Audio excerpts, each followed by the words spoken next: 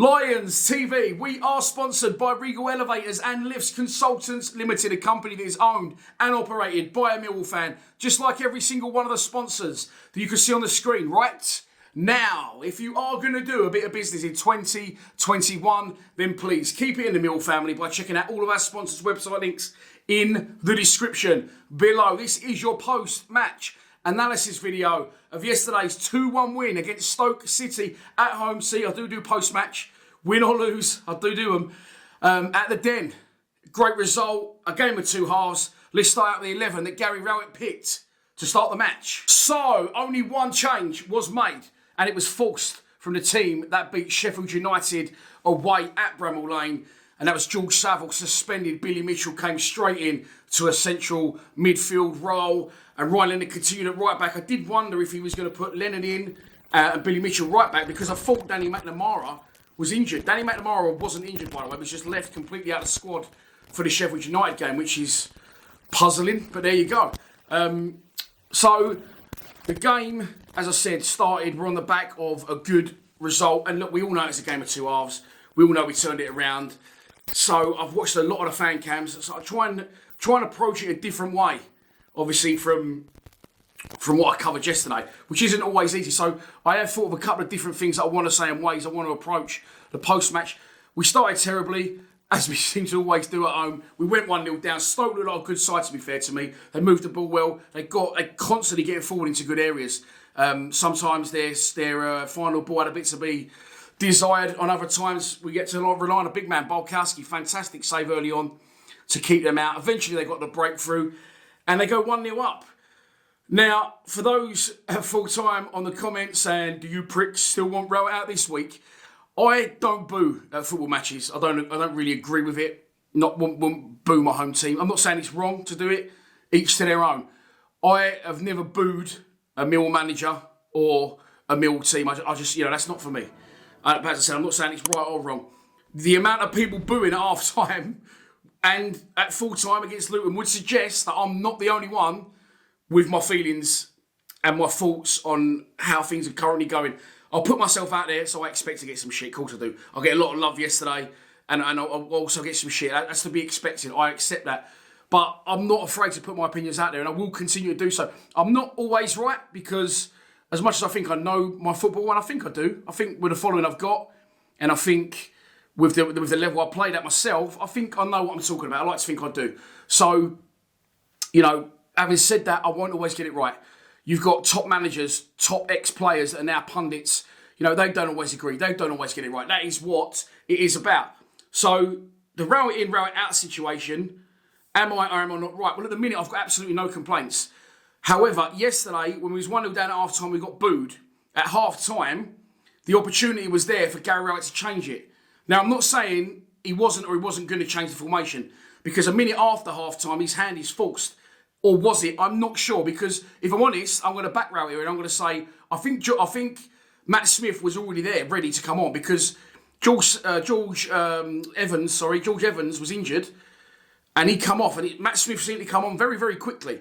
So I'm not sure whether Matt Smith was already there waiting. But the question I've got is, why didn't you just make the change at half-time then if it was coming? I don't know. You usually say, we'll give it 10 minutes, and if nothing changes, then we'll change it. But to change it like a minute after, when George Evans gets injured, never known a team to get so many players injured, by the way.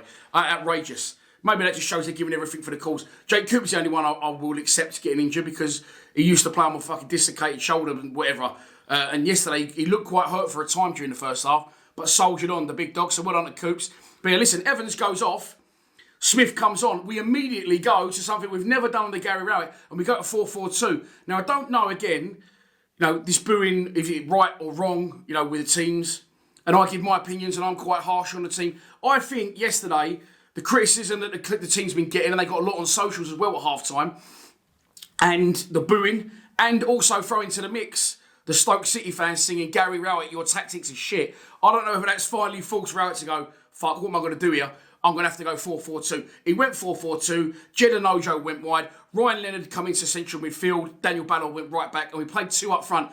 Now, the second instance where I said I'm not always right. Ryan Leonard, I couldn't stand. Thought he was terrible. Now, he wasn't terrible but I said he was.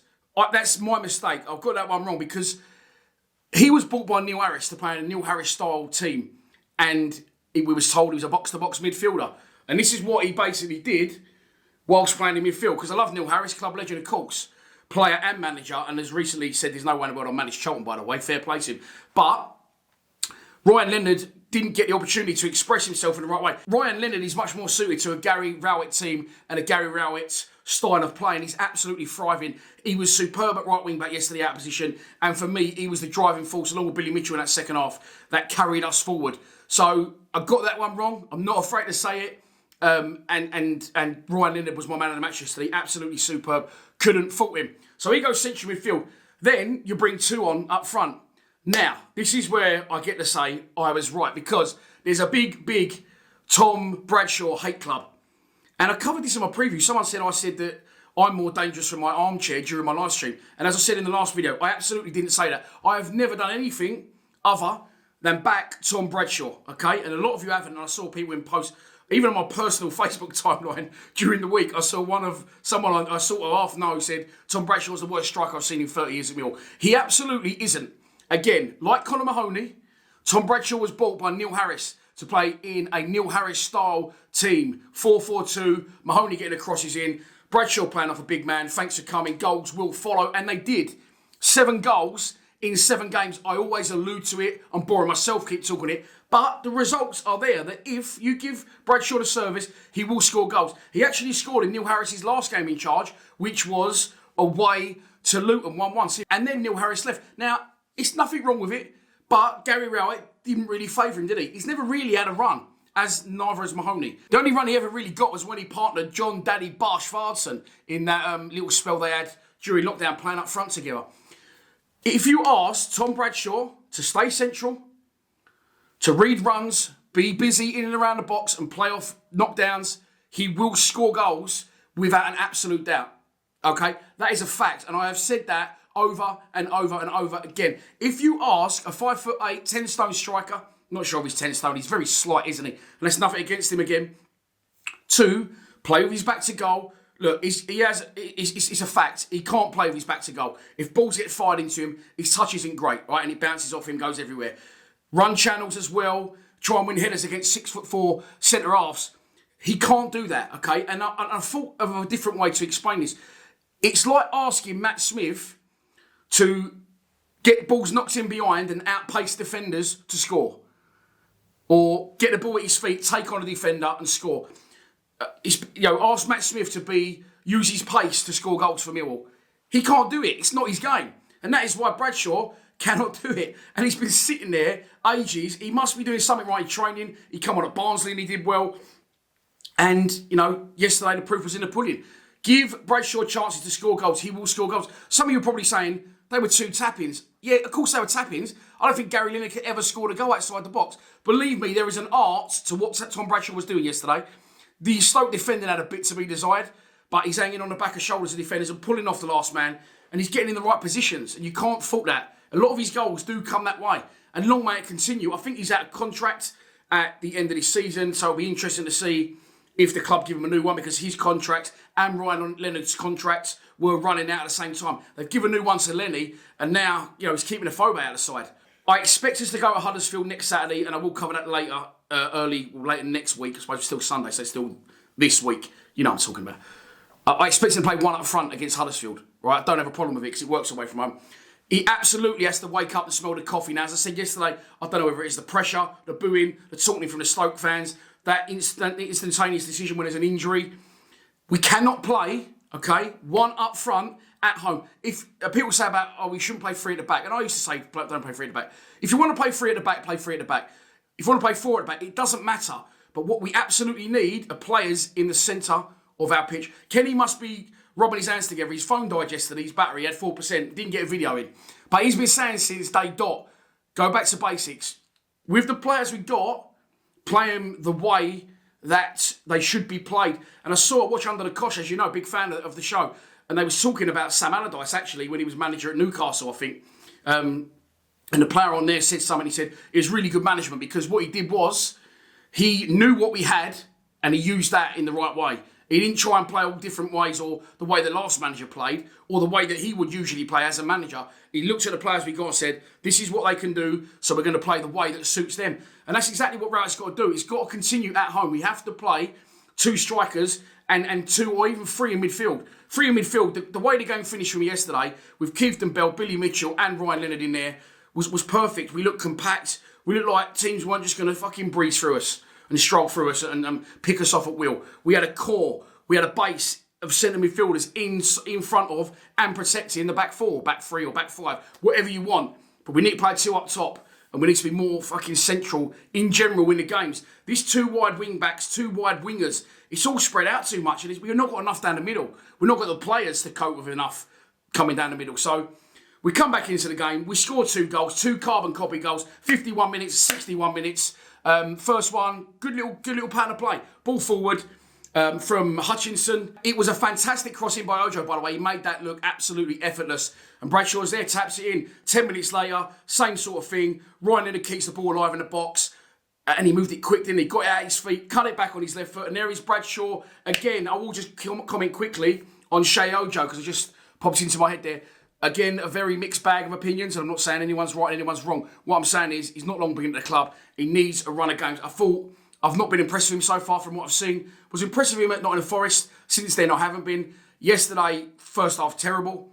Second half, he did seem to come into it, and he's going to need time to, one, be fully fit after his illness he got when he first got to the club, to gel with his teammates, and you need a run of 10, 15 games before you can judge anyone. So, hold your horses on Ojo. Don't all shit yourselves yet. Give him a run, and I'm sure that he is going to come good. Hopefully, it will come good for us. But look, joint 5th in the table, and we think we're 10th now. Cannot complain. The first half was shocking yesterday. Bipolar walk strikes again. Second half was great. Went away, just buzzing all night. Just giving it, come on in the car. Come on then. Come on.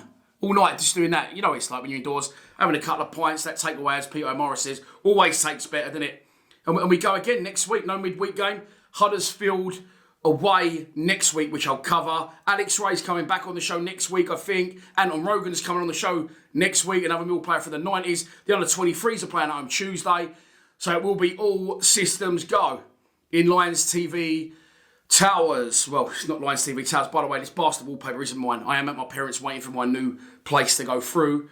And I won't definitely get this wallpaper, I promise you, when the time is right.